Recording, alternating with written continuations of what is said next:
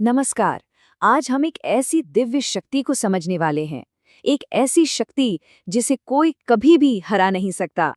हम बात कर रहे हैं शिव के उस रुद्र स्वरूप की, जिनका नाम ही है अपराजित। तो कहानी की शुरुआत होती है एक बहुत ही अहम सवाल से।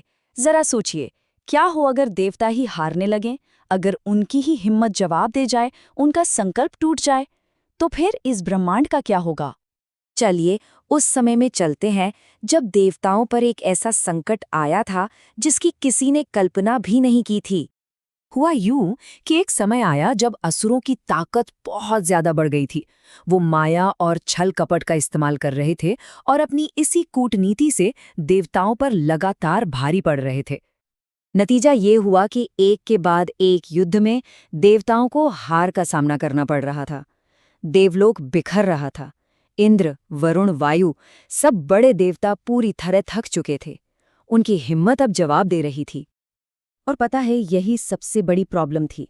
बात अब सिर्फ ताकत की नहीं रह गई थी, बात थी विल पावर की, इच्छा शक्ति की। देवताओं के मन में हार का डर इस कदर बैठ गया था कि उनका लड़ने का जज्बा ही, वो संकल्प ही खत्म हो रहा था। जब सारे रास्ते बंद हो गए, जब कोई उम्मीद नहीं बची, तब सारे देवगण अपनी आखिरी उम्मीद लेकर पहुंचे महादेव के पास। उन्होंने प्रार्थना की, हे महादेव, हमारा संकल्प टूट रहा है, हमें बचाइए। और बस निराशा के इसी अंधेरे से एक नई उम्मीद का जन्म हुआ। एक ऐसी शक्ति का उदय हुआ जिसे कोई हरा नहीं सकता था। शिव ने अपनी आंखें खोलीं और उनके हृदय से एक काली आग जैसी तेज ऊर्जा प्रकट हुई। यही थे रुद्र के अजेय स्वरूप, अपराजित। नाम से ही साफ है, वो जिसे कोई पराजित ना कर सके। और उनके प्रकट होते ही पूरे ब्रह्मांड में एक आवाज गूंज उठी, एक साफ संदेश कि कोई व्यक्ति या सेना नहीं, बल्कि एक सिद्धांत अजेय है, कि अंत में विजय धर्म की ही होती है। तो अपराजित की इस अजेय शक्ति का आखिर मतलब क्या है? चलिए इसे 3 छोटी लेकिन बहुत गहरी कहानियों से समझते हैं। तो पहली कहानी है एक ऐसे असुर सेनापति की जिसे कोई हरा ही नहीं सकता था।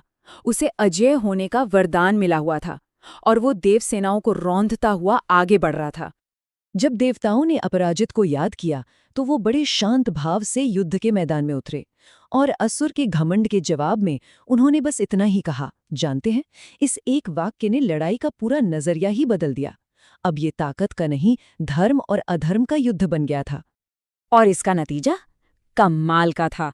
असुर का हर वार अपराजित के तेज में समाकर खत्म हो गया। बस एक ही पल में उसकी सारी शक्ति जैसे हवा हो गई और जीत हुई धर्म की। अच्छा, दूसरी कहानी किसी बाहरी दुश्मन की नहीं, बल्कि अंदर के दुश्मन की है। देवता लगातार हारते हारते इतने डर गए थे कि उन्होंने एक तरह से हथियार ही डाल दिए थे। वो लड़ने के नाम से ही घबरा रहे थे। तब अपराजित देव सभा में प्रकट हुए और उन्होंने सबसे जरूरी बात समझाई। उन्होंने कहा कि असली ताकत हथियारों में नहीं, संकल्प में है। अगर इच्छा शक्ति ही मर गई तो दुनिया का कोई भी हथियार काम नहीं आ सकता। बस उनके वहां होने भर से ही देवताओं के अंदर एक नई ऊर्जा भर गई। उनके मन से हार का डर मिट गया और उसकी जगह एक अटूट विश्वास ने ले ली। डर खत्म हुआ और वो एक नए मजबूत संकल्प के साथ लड़े और जीत गए।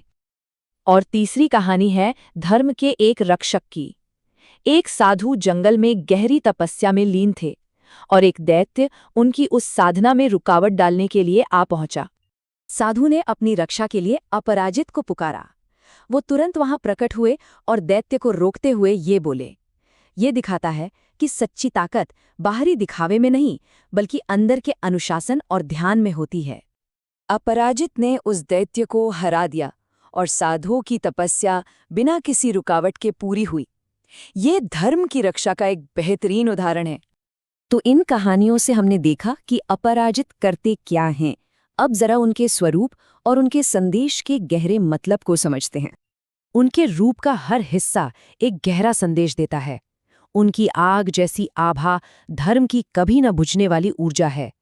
उनका वज्र जैसा कठोर संकल्प उस अटूट विल पावर का प्रतीक है जो किसी भी मुश्किल को तोड़ सकता है।